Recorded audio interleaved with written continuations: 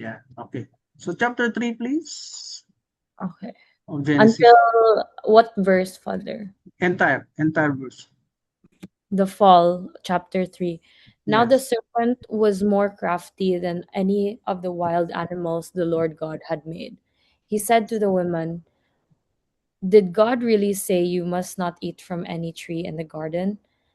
The woman said to the serpent, "We may eat fruit from the trees in the garden, but God did say, 'You must not eat fruit from the tree that is in the middle of the garden, and you must not touch it, or you will die.'"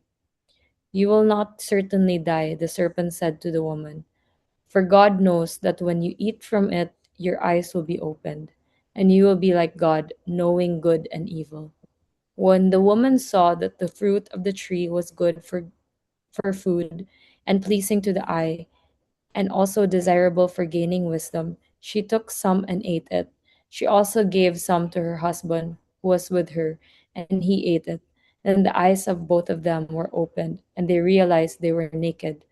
So they sewed fig leaves together and made coverings for themselves. Then the man and his wife heard the sound of the Lord God as he was walking in the garden in the cool of the day, and they hid from the Lord among the trees of the garden. But the Lord God called the man, "Where are you?" He answered, "I heard you in the garden, and I was afraid because I was naked, so I hid." And he said, "Who told you that you were naked? Have you eaten from the tree that I commanded you not to eat from?"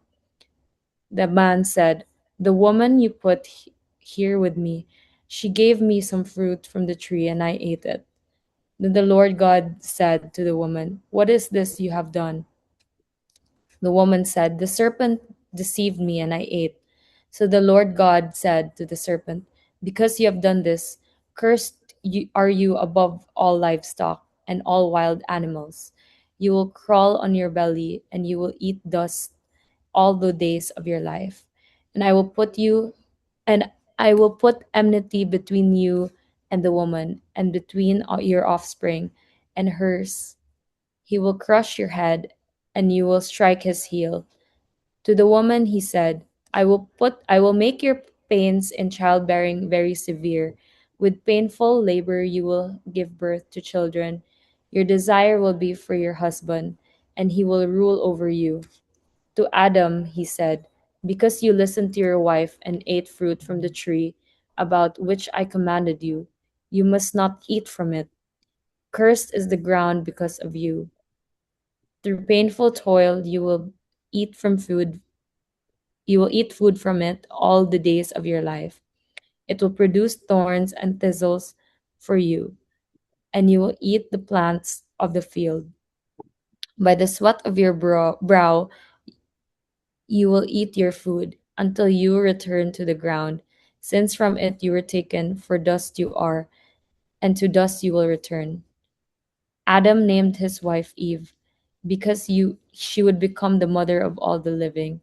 The Lord God made garments of skin for Adam and his wife and clothed them. And the Lord God said, "This man has now become like one of us, knowing good and evil. He must not be allowed to reach out his hand and take also from the tree of life and eat and live forever." So the Lord God banished him from the Garden of Eden to work the ground from which he had been taken. After he drove the man out, he placed on the east side of the Garden of Eden cherubim and a flaming sword flashing back and forth to guard the way of the tree of life. Yun, thank you, Aubrey, for reading that. Isa natin, ano pa mga nangyari dito kasi this is actually loaded din, loaded of information, loaded of wisdom, loaded of answers to all our questions in life. Kasi dito nagsimula ang Oh. lahat. Okay. Yung serpent daw was more crafty than any of the wild animals. So serpent, Well, sabi that's ng serpent, father, or snake. snake Snake. na rin yan eh. Oh. Snake na rin eh. Actually, dati yung may paa. Kaya Mm. yung ayon sa mga eksperto, merong protruded sa katawan ng ahas, protruded na supposed to be paa nila, pero naputol. Mm. Mm. Kaya sabi kasi dito, uh, simula sa araw na to, pinarusahan din siya, no? Pinarusahan din yung snake. Gagapang ka mula sa iyong belly, no? Sa iyong tiyan. Kaya talagang gumagapang lang ahas na wala yung paa nila. They were also likened into a lizard, eh. Di ba? Lizard, may mga paa yan. Yeah. Sila Parang lang yung, PBI. oo, sila lang yung kaisa-isang walang paa na mammals. Okay? So, totoo yung sinasabi ng Bible. Ang sabi sa ang sabi dito, lumapit yung ahas. Sinabi ba talaga ng Diyos na you must not eat from any tree in the garden? Sinabi ba talaga niya yun? Kinorek Mhm. niya, kinorek siya ng babae. Sabi ng babae, wala pang Eve dito ah. Wala pang Eve or woman or husband or wife na sinasabi dito kasi hindi pa sila mag-asawa at that time. Although nagkaroon na ng acceptance sa chapter 2, di ba? Asawa ko to. This is now bone of my bones, flesh of my flesh. Dito kasi hindi pa pinapangalanan as Adam and Eve. Now, the woman said to the serpent, we may eat fruit from the trees in the garden. Pwede raw kumain ng kahit anong fruit dito sa garden. But God did say, sinabi daw niya na you must not eat fruit from the tree that is in the middle of the garden. In the middle. And you must not touch it or you will die. So kinukot ng babae yung statement kasi naka-open and close parenthesis na ay ano eh open and close ano tawag dyan? I forgot that. So yung instruction if you will recall was given only to the man no sa chapter 2. Paano nalaman ng babae? Yan. Di ba? That's my That's the question. question. Paano nalaman ng babae? It turned out later on, sabi ni Apostle Paul sa chapter 2 ng Corinthians, sabi sa mga kababaihan, if any man wants to know things, let them ask their husbands at home. Because the husband daw is the teacher of the wife. So pag teacher pala ang husband ng bawat wife, the husband then requires to be knowledgeable of anything na itatanong ng wife. Kailangan mo maging ready, Lawrence, sa mga bagay-bagay na pwedeng itanong sa'yo ni Aubrey. Yeah. Required sa That's isang very husband. correct. Oo. Ano yan, Lawrence? Very correct. Yeah.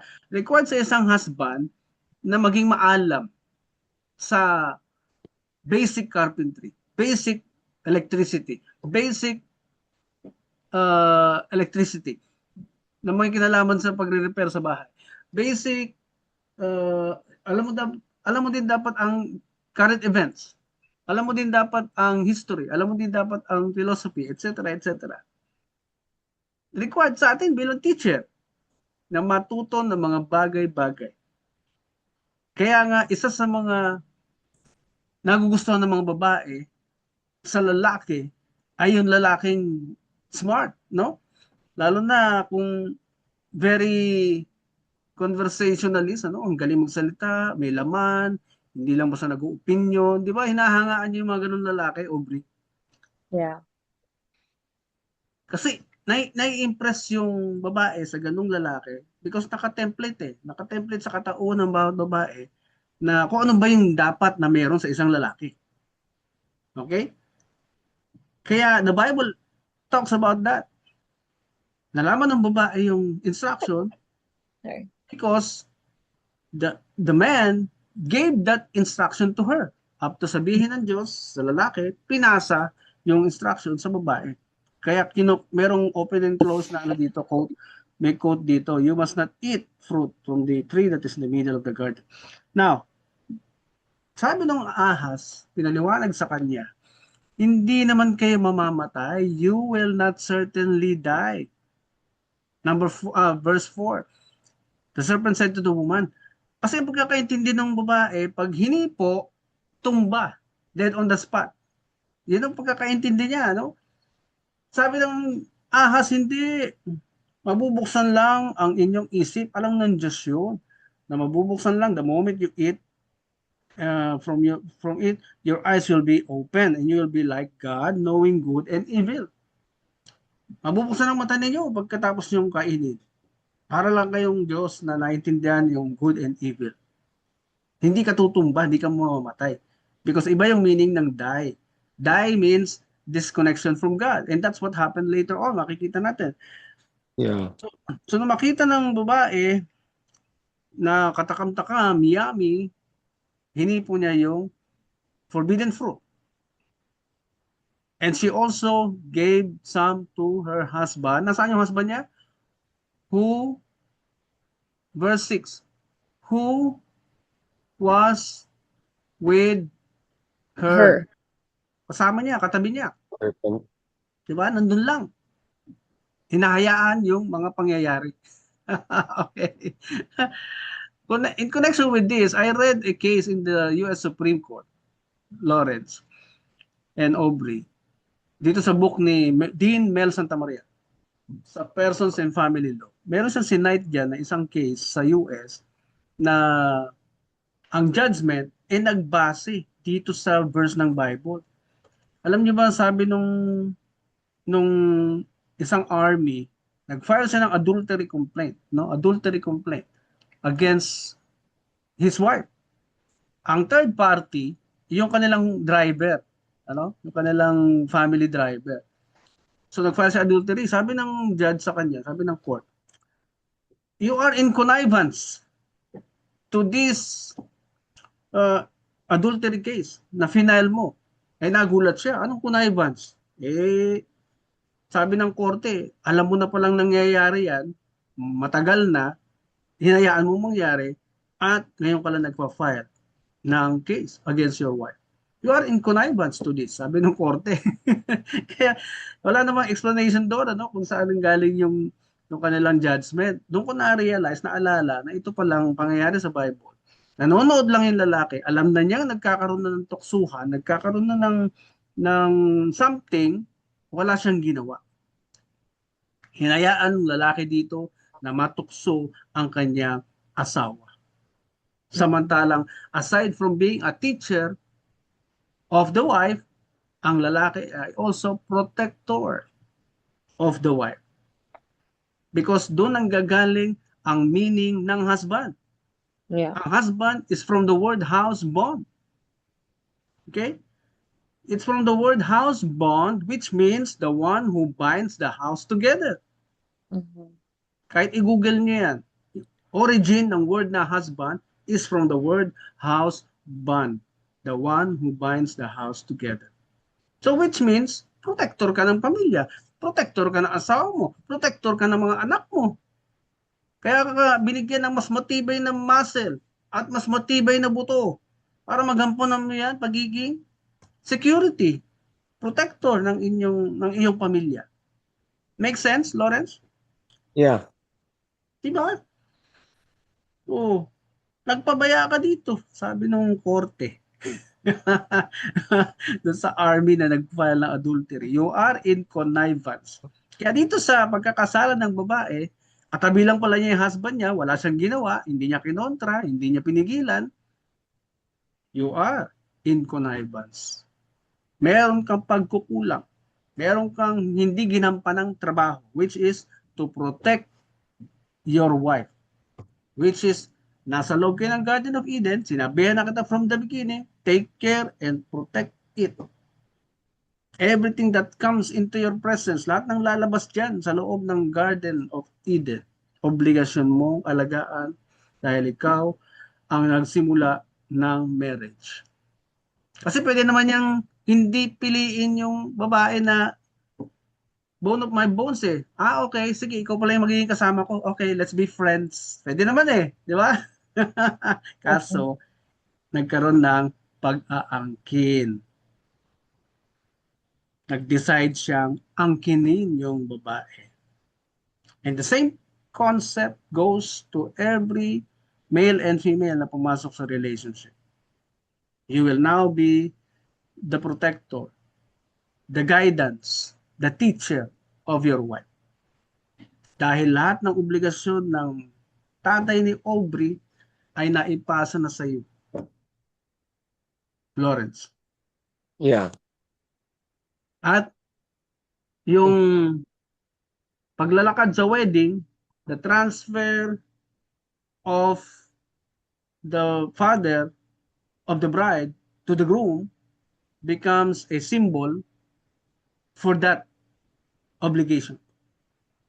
Okay? So, hindi lang basta simpleng, ito na anak ko, sige, pakasalan mo. No, it has a deeper meaning.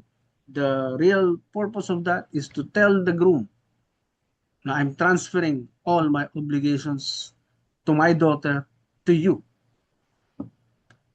as her husband now. Okay? Okay po. Yeah. Okay. And so, nung pinitas na yung prutas na pinagbabawal, eto na, kasi that's in the middle, eto na. Alam niyo ba may mga eksperto na naglabas minsan ng naglabas ng, ni-research ko talaga yan eh. Merong isang libro na ang title ay The First Orgy. The first orgy happened in this Garden of Eden. Kaya marriage talaga nangyari dito. Nagkaroon ng unang pag-aasawa. Dito talaga 'yon. Okay? Kaya dito nagbigay ng emphasis ang Bible because after the marriage, eto na, nabuo na ang mga institusyon, gobyerno, kingdom, etc., etc. They all started from the marriage. Kaya nga pagka wala sa ayos ang marriage, affected lahat. Everything that follows in their lives will always be affected kapag hindi maganda ang relationship ng mag-asawa sa loob ng bahay. Okay? Now, Yes. when they committed the mistake, hinanap silang pareho. Ang unang sinermonan, sino? Sinong hinanap niya una? Si Adam. Si lalaki, no? Si Adam. Sabi niya, bakit niya hinanap? Kasi yun ang unang pinagbilinan eh. Di ba? Sa kanya pinasa yung instruction eh. Din siya yung unang hinanap. No? Ordinarily, tayo din, ganun din. Pag umalis tayo ng bahay, meron tayong pinagbili ng tao. Siya rin yung magpapaliwanag sa mga kapalpakan. Okay. Where are you? Sabi niya, narinig kita sa garden eh, and I was afraid because I was naked. So, paano mo nalaman nakahubad ka? Yung babae pong binigay niyo sa akin eh. So, lumabas na yung natural tendency ng tao na magturo pag nasusukol. No? Iligtas yung sarili. Self-preservation. Tinuro niya yung babae. When the woman was questioned also, ano tong ginawa mo? This is the very first interaction of God to the woman. Sinesermonan pa. First interaction. Sabi niya, ano tong ginawa mo? Sino-sino babae? The serpent deceived me and I ate. Okay? Then the Lord God said to the serpent, sinermonan din yung serpent, di ba? Curse above you all livestock. You will crawl on your body, on your belly, and you will eat dust all the days of your life. Then, to the woman he said, dito na nagkaroon ng organizational change. Kasi kanina, pantay ang male and female, ano? So dito, nag-asawa silang dalawa, hindi na equality. Kailangan ayusin ng Diyos yung setup ng male and female, otherwise, sa sobrang galing nitong dalawang to, sobrang smart nitong dalawang to, baka magpatayan, baka laging magbugbuga, baka laging magtalo. Kaya inayos ng Diyos. Ano sabi niya ulit? To the woman he said, verse 16. Pakiulit mga Aubrey. I will make your pains in childbearing very severe. With painful labor you will give birth to children. Your desire will be for your husband, and he will rule over you. Okay, thank you Aubrey. These are 4 things, effects ng pagiging wife mo, effects ng pag-aasawa mo. 4 na bagay. Number 1, madadagdagan ko ang hirap sa iyong panganganak. Siguro dati madali lang mga anak, di ba? Kahit walang sex, pwede mabuntis ang babae, madali ang panganganak. Siguro. Kaya nga merong artificial insemination na naisip ang tao. Because Virgin Mary nabuntis nang walang siping. Di ba? Sabi nga ni Joseph, hindi ko nga tinatabihan yan eh. Hindi ko anak yan. Sabi ni Joseph, biglang nabuntis eh. Because of the Holy Spirit. So which means, ang babae may capability na talaga mabuntis even without the man. Okay? Yeah. Pangalawa, with painful labor you will give birth to children. With painful labor. mahihirapan ka sa iyong pagbubuntis. Ibig sabihin, yung baby na nasa loob ay kailangan i-check up, i-monitor lagi. Mhm. Bigyan ng sapat na sustansya yung nanay para ma-develop yung bata ng husto, yung kanyang physical aspect. Di ba? Yeah. So, kailangan budgetan yan. Hindi yan pwedeng sagot lang ng babae. Lawrence. Di ba? Yeah.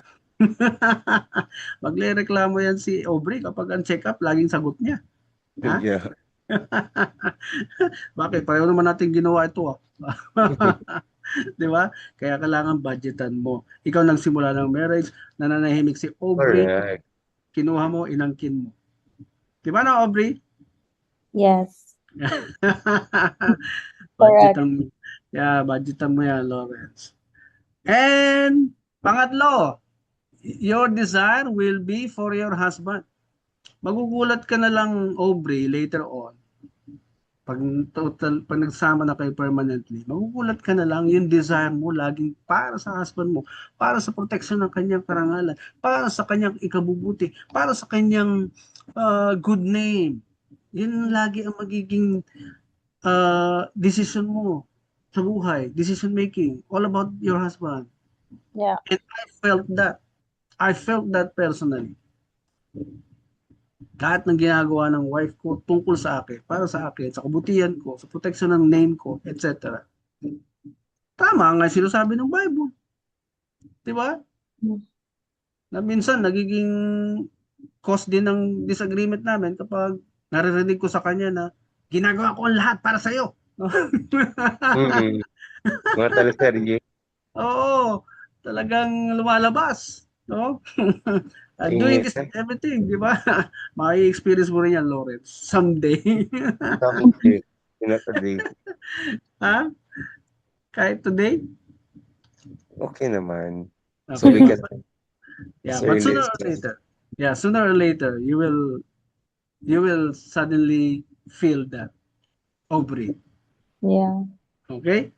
Now, pang-apat na sinabi dito, He will rule over you. Malinaw ha, Aubrey? He will rule over you. So binago yung organizational setup nung chapter 1, pantay kayo. Pareho pwede maging leader. So in other words, you can bring the equality issue in the corporate world. Sige, makapag-compete ka kahit kanino. Sige, pantay kayong dalawa may karapatan eh. Pero sa loob ng bahay, you cannot bring the concept of equality anymore. Yeah. Dahil meron ng husband na ulo ng katawan na siyang magro-rule over you. Pero this does not mean na lahat ng sasabihin ni Lawrence, sunod ka lang ng sunod. Diba? Kasi kinlaro din yan ni Apostle Paul sa New Testament na be subordinate to one another. Kasi may, kasi may oras na emotional din tayo minsan, Lawrence eh. Hindi tayo makapag-decide ng tama. Yeah. Hindi pwedeng emotional din ang wife sa pag-solve ng problema at that moment. We are humans after all, they said. Yeah. Hindi pwedeng magsabay na pareho kayong emotional. How can you decide wisely sa isang particular problem kung parehong gagana yung emotions ninyo? Di ba? So the other one, the wife should be logical every time na magiging emotional ang lalaki. Yeah. Okay? Kailangan logical ka, Aubrey. Sa'yo manggagaling yung wisdom habang emotionally depressed yung husband. Okay? Kaya hindi pwedeng isa lang yung nagro-rule na logical. Hindi pwede kasi nagiging depressed din ng lalaki pag hindi niya na paglabanan yung pagpuputing down sa kanya, pagsisira sa pangalan niya, or pamamahiya sa kanya, etc. Or pagdi-discredit sa kanya. Di ba? Minsan may mga superior tayo na tayo dapat yung kukuha ng credit, pero yung boss natin, yung superior natin kumukuha ng credit. Di ba? And it Yes. happens most of the time sa politics. Di ba, Lawrence? Yeah. Yung matataas ang kumukuha ng credit, tapos ikaw naghirap. Mm-hmm. Welcome to my world, they said. Oo. Ganon, di ba? Papabango ng pangalan. Para laging iboboto ng tao. Ganun talaga, Father. Yeah. Okay. So, ito ang nangyari. Nag-asawa ka, ito na, meron nang kailangang mag-rule sa isang katawan because ang isang katawan na may dalawang ulo o dalawang ruler ay monster. Di ba? Na Mm-hmm. may nagtatalo, dalawang ulo sa isang katawan, nagtatalo yung dalawang ulo. Hindi, ako dapat masunod. Hindi, dapat ako lang. Hindi, mas matalino ako sa'yo. Hindi, mas may pinag-aralan ako sa'yo. Hindi, ako yung mas magaling sa'yo. Mas matanda ako sa'yo. So that's what happens when there are two heads in one body. Di ba sabi ni Adam kanina, and he will, this reason, the man will leave his father and mother and be united to his wife. For what purpose? Yeah. For what purpose?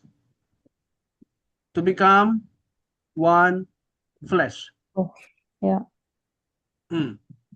Kaya yung one flesh na yan, ayon kay Einstein naman, nangangailangan ng one spirit. Sabi niya, marriage is a risk, but you will only enjoy your partnership together if you have one spirit. That's the words of Einstein. You can also look for that in Google later on. So yung one body na sinasabi sa Bible, even si Jesus, kinote niya si Adam saying that ay one body, one flesh requires only one spirit.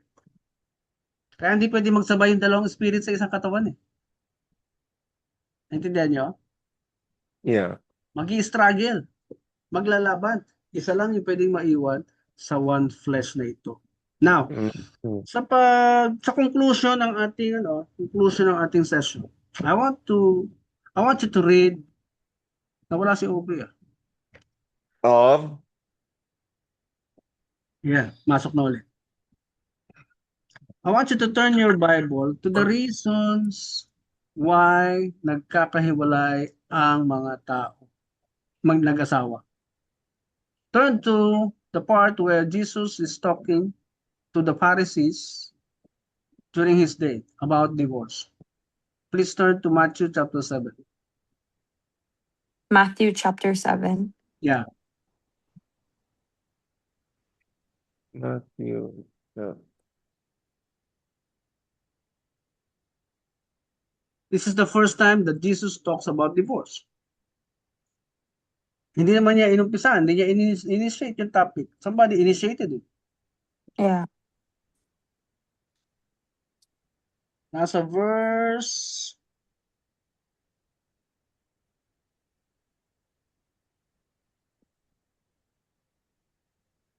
'di yata dito.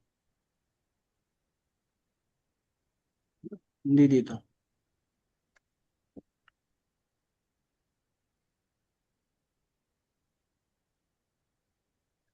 Matthew 19. Matthew 19. Matthew 9. Verse 19. Is that when Jesus had finished saying these things? Yes. Please read, Lawrence. When Jesus had finished saying these things, he left Galilee and went into region in Judea, to the other side of the Jordan. Large crowds followed him, and he healed them there. The Pharisees came to him and tested him. They asked, "Is it lawful for a man to divorce his wife for any reason, no, for any and every reason?" "Haven't you read," he replied, "that at the beginning the Creator made them male and female, and said, 'For this reason a man will leave his father and mother and be united to his wife, and two will become one flesh. So they are no longer two, but one flesh. Therefore, what God has joined together, let no one separate. Why then? They asked. Did Moses command that a man gives his wife a certificate of divorce and send her away? Jesus replied, Moses permitted you to divorce your wives because your hearts were hard. But it was not this way from the beginning. I tell you that anyone who divorces his wife except for sexual immorality and marries another woman commits adultery. The disciples said to him, if this is the situation between a husband and wife, it is better not to marry. Jesus replied, not everyone can accept this word, but only those to whom it has been given. For there are eunuchs who were born that way, and there are eunuchs who have not been eunuchs by others, and there are others who choose not to live like eunuchs for the sake of the kingdom of heaven. The one who can accept this should accept it. Okay, thank you. So, hindi naman siya nag-initiate ng usapan, ano? Pero tinetest siya kasi paano siya mag-isip, magsalita, di ba? Especially about this separation thing. Yeah. Now take note that every narration, at the time na ginagawa yun, kailangan natin i-check yung background, ano? Bakit nasabi yun? Ano ba yung nangyayari at that time? Material yun sa narration ng bawat writer. In this situation, if you will check the history, at the time na tinatanong ito, the divorce was rampant at that time. Yung taas ng divorce statistics during Jesus' time was also high, very high. At ang reasons or grounds na ginagamit nila at that time are this. I discovered in my research na for the silliest reason, i-divorce nila yung asawa nila. For example, humatching yung babae sa hapagkainan, dining table, humatching. Did you know that That's humatching. they made that as one of the grounds to just divorce his wife later on? Humatching. Grabe. Oh, grabe ha. Mapipigilan mo ba yun? Yeah. Crazy, no? Diba? Oo. Another ground, legal ground na ginamit nila for divorce is pag pumasok yung babae sa isang room filled with men, room filled with different men, tapos nag-iisa kang babae doon, nalaman ng husband mo, wala siya, hindi mo siya kasama, the next day you can be divorced. Hmm? That's one of the grounds that they created under the law of Moses. Another ground na ginagamit nila is kapag may menstruation ang babae tapos gusto nung babae ng lalaki sumiping, hindi alam ng lalaki may mens pala, hindi sinabi ahead of time, that can be a ground for divorce. Whoa. Okay? Imagine that. For the silliest Grabe. reason. Oo, kaya Malaki. nga ang tanong ng Pharisee dito sa kanya, is it lawful for a man to divorce his wife for any? Di ba yung question, no? For any and every reason? Yan ang hugot niya. Kasi nga, ganun kasimpleng dahilan ay pwede nang ma-divorce. Now, sabi ni Jesus, haven't you read? Ba nababasa from the beginning? Ang tatalino niyo pa naman. Kayo pa naman yung lawyers at that time kasi lawyers sila. Kasi they enforce Moses law. Sila yung nagpapatupad ng law of Moses. Religious country sila. Kahit na may Roman Empire, mas nasusunod yung kanilang religious law. Ginagalang ng Roman Empire yun.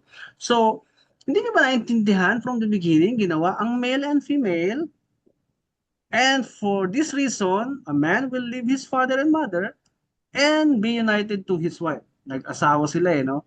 And the two will become what?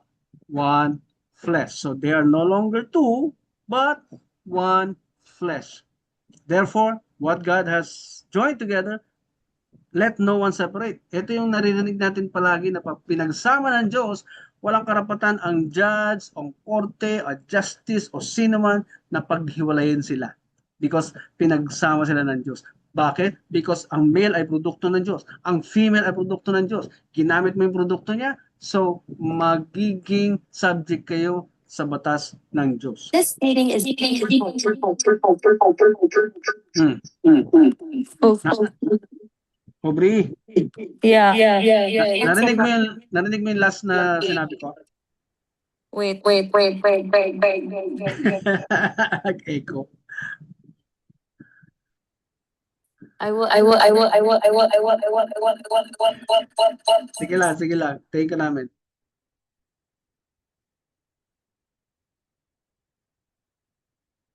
Hello? Yan, okay ka na. Yeah. Narinig mo yung last part na sinabi ko? No, nag-echo siya. Ay, echo. Okay. Ngayon, okay na. Okay, baka naalala ni Lawrence. Lawrence, can you help me explain to Aubrey yung last part na sinabi ko? So which it also echoed, so I couldn't hear it properly. Echo din. Yeah, Okay. because the feedback sa speakers dito. Sige, ulitin ko. Sagot ni Jesus, di ba, doon sa tanong na bakit hinahayaan lang na i-divorce ng lalaki yung babae for any or every reason. Yeah.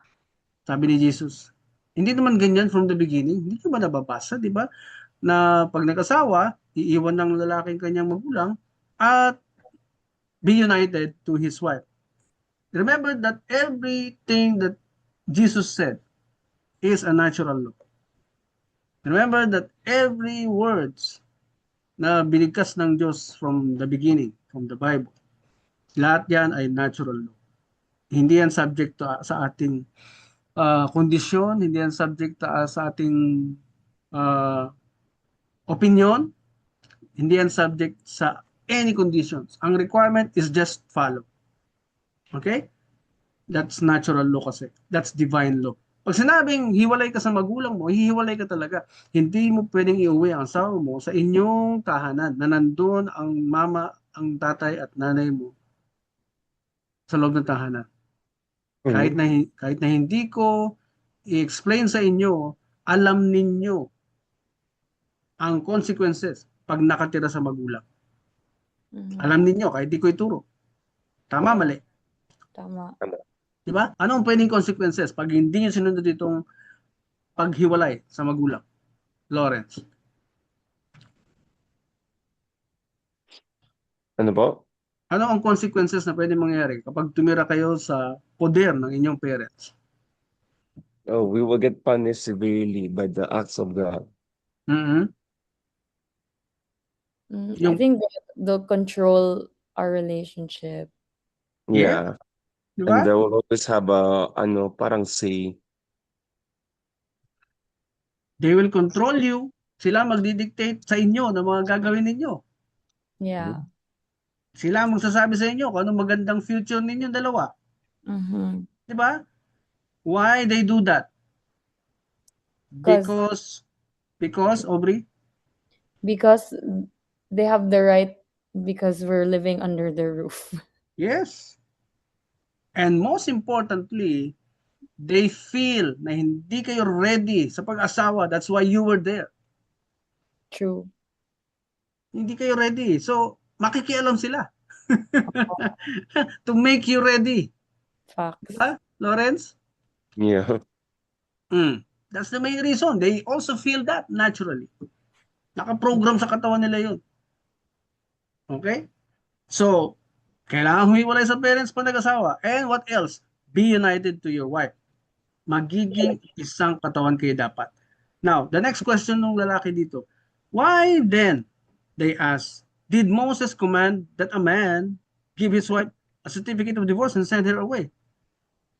Si Moses ang nagpasimula ng divorce. At that time, meron ng papel. Si Moses ay lumaki sa Egypt as a prince. Di ba? Mm. And Egypt invented paper, which is called papyrus. Mm. Okay? Kaya, alam ni Moses kung paano gumawa ng papel. He lived in a kingdom who produces papers. Okay? Mm. Kaya nauso yung pagbibigay ng certificate of divorce. Ayaw ko na sa'yo, ayaw ko na sa'yo. My gosh. Yeah, bakit pumayag daw si Moses? Remember na yung divorce ay idea ng tao. Hindi mo yan makikita sa kahit na anong salita ng Diyos. That He permitted for these two people to divorce themselves. Hindi mo makikita sa words ni Jesus yan, the words ng Diyos, even from the Old Testament. Mm. Okay? Yes. Kaya this is the idea of Moses. Before the Muslims came, bago pa nagkaroon ng Muslim religion, there was Moses. Okay? There was Moses. Kaya inadapt yan ng mga Muslims later on na kapag gusto nang hiwalayan yung asawa, bibigyan ng papel, I divorce you. 3 times, ilalagay doon, I divorce you, I divorce you, I divorce you. Verbal lang yon. Yung formal divorce, sa court na lang dinadaan. Basta pag sinabi ng husband na di-divorce ka na, talagang hindi na kayo magsasama kahit wala pang papel. Okay? Sasabihin lang 3 times. That's the way of the Muslim. Okay. Sabi ni Jesus, permitted you to divorce your wives because, anong reason? Because, Lawrence? Your were hard. Nabasa mo, Lawrence? Verse 8? That Moses permitted you to divorce your wife because your hearts were hard. Okay. Ano ba kasi ang reason kung bakit pumapayag na paghiwalayin kayo ni Moses? Because your hearts were hard. They don't see eye to Katigasan. eye. Ano na? They don't see eye to eye anymore. They don't see eye to eye. Alam mo kung ano yung nire-refer ni Jesus dito? Sino po? Ayaw niyong maging isang katawan. Okay? Mhm. Ayaw ninyong mag-meet in the middle. Ayaw ninyong magkasundo. Ayaw ninyong pakinggan yung kabila. Ayaw ninyong meet in the center. Alam mo, nagustuhan ko yung word na yan doon sa previous couple ko the other day. Sabi nila, causes of separation, isa yan, yung meeting in the middle. Totoo naman. Kailangan nyo mag-meet in the middle. And how do you do that? Of course, pakinggan mo yung asawa mo. Yeah. Di ba? Lawrence? Yeah, correct. Papakinggan mo yung POV. Alam mo ba, usong-uso yung POV ngayon? Ano yung POV, Aubrey? Point of view. Point of view. Kasi, nag-aral din naman yung asawa mo eh. Di ba? Nag-aral ng magulang niya yan. Nagkaroon ng nakapasayan. Smart, no? Women are designed to be smart. Lawrence, you need to know that. Very smart. They're always correct. Yes. They always correct. Kaya, ang magiging setup, actually, meron kang gustong desisyonan, meron kang gustong gawin. You get your wife, consult her, get her point of view, get her the logical reason why he opposes that, or sometimes she supports that. Talagang ilalatag nyo yung inyong ideas. No, this is my idea. Can you support this? Siyempre, pwede sabihin ni Aubrey, napag-isipan mo na ba yan? Kasi ramdam ko, no? Ang babae, merong gano'n, ano? May kutob. Ramdam ko na yung mga kausap mo ay parang lolokohin lang tayo. Ha? May gano'n. Nasa babae yun. Kasi nga, they operate by feelings. So, yun ang dapat na ma-take into advantage. Take into advantage yung mag-benefit ka dyan, Lawrence. So, kaya kukunin mo yung kanyang POV. And study the consequences before deciding. And the one who executes the decision will be Lawrence. Yeah. Okay? Nag-usap kayo, nailatag na ninyo yung inyong mga ideas, consequences, at wala nang sumbatan later on because nakonsulta ka, Aubrey. Mm-hmm. Ganon ka rin, Aubrey. Hindi ka rin pwede mag-decide on your own. Because Yeah. when Eve decided to touch the forbidden fruit, everything fell apart. Yeah. Kaya pag inunahan mo sa pagdidesisyon si Lawrence, talagang away yan. Gulo yan. Okay? True. Kaya do not decide alone. Let him take the lead. Let him execute the decision after you are consulted. Kaya ang naging lasting effect ng pagsuway ng babae dito sa Garden of Eden, sila ay pinalayas. Pinalayas. Matapos palayasin, naglagay ang Diyos ng cherubim dito sa last verse na may hawak na espada, na may apoy at umiikot-ikot para siguraduhin hindi na sila makabalik. So what does die means? Disconnection from God. Disconnection from the presence of God. And so if we summarize all of this, God played the role of a very responsible parents. Lahat ng kailangan nila nandoon na. Hindi sila pinagbungkal ng lupa, hindi sila pinagtanim, because paggising, meron ng makakain. And if you have responsible parent like that, hindi ka problema sa buhay mo. Gigising ka lang, may breakfast na. Hindi mo kailangan magtrabaho at a minor age. Diba? Kung responsible ang parents mo. Hindi mo kailangan magpawis to get what you want. Everything was provided there by God, even before the man came. Diba? Kaya, kung sumuway sila, that's declaring independence. The moment you disobeyed your parents, that's declaring independence from them. Okay? Yeah. Kasi ang requirement ng magulang natin kapag tayo ay nandun sa kanilang presence, ang requirement ng magulang natin is what? To just follow. Yeah. Just comply. May right ka bang tumanggi if you are still in your parents custody? May right kang tumanggi? Wala, diba? Depends. Depende pagka nasa tamang edad ka na. Diba? Yeah. Ang measurement manggagaling din sa kanila. Pag nakita kanilang you are not messing up with your decisions in life, then they can declare, okay anak, kaya mo na mag-isa. Pero if you are still messing up with your decision making, talagang babantayan ka pa rin ng magulang mo. Yes. Diba, Lawrence? Yeah. Kaya the requirement is compulsory compliance, compulsory obedience until we are matured enough. So, pinalaya sila, nawala sa presence ng Diyos. Alam niyo sumunod na nangyari? Nawala ang presence ng Diyos sa kanila. Nawala ng guidance. Sabi ng Diyos sa lalaki, lahat ng kakainin nyo ay bubungkalin mo na, itatanim mo na. Because when you were in the garden, wala kang problema doon sa pagkain. Diba? Now, asawa ka na. And it's awkward na iuwi natin yung asawa natin sa bahay, tapos yung magpapakain yung ating parents. Hindi rin maganda, di ba? Pero naging practice ng maraming Pilipino. Dahil sa what? Dahil sa maling pagkakaintindi sa pagpaparami. Ang unang utos pala ay maging fruitful muna. Because pag naging fruitful ka na, kumikita ka na, people are looking for you everywhere you live. Pinabayaran ka. Pwede mo nang masustain yung needs na mga susunod mo pang ilalabas. The moment you multiplied yourselves. Kasi kayo yun di ba? Pagka nagkaanak kayo, kayo yun, kayong dalawa yun. Yeah. Na naging isa.